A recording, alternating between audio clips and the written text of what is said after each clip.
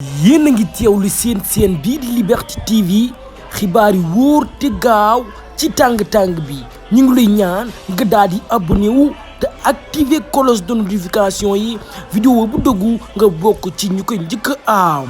salaamaaleykum mbokk yi dal leen ak jàmm yéen ñi safoo seen bii nag di Liberté TV di fi jàngatee nag lépp luy actualité politique moo xam biir réew wala nag bitim réew dal leen ak jàmm nag ci xibaar li gën a gula fës nag ci xibaar ñeewal ki nga xam te ne nag moom mooy Cheikh Bara Ndiaye moom mii kat boo leen fàttalikoo nag dañ ko daal di tëjoon fi nga xam ne nag moom mooy prison ci nekkoon nag chroniqueur bu wal fajri wala nag chroniqueur bu Sen TV moom mi di Cheikh Bara Ndiaye def gis kon nag actuellement moom mi di Cheikh Bara Ndiaye nekkatul nag foofu sa prison ba essentiel nag moo ngi urgence te nag nee nañu moom mi di Cheikh Bara Ndiaye kawam bi daal gën naa critique maanaam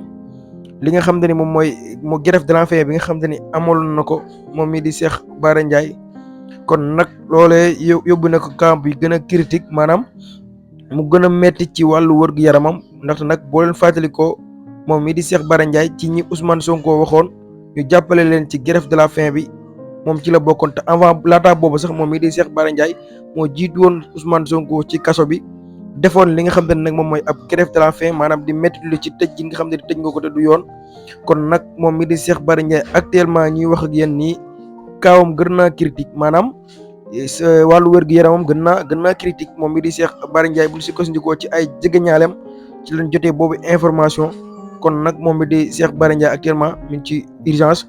maanaam ñi ngi koy traité mi ngi ci urgence waaye nag kaawam gën naa critique donte nag moom it Ousmane Sonko tamit moom it mu ngi ci urgence mais kii di Cheikh Bara Ndiaye la kaawam gën a critique actuellement ñuy wax ak yéen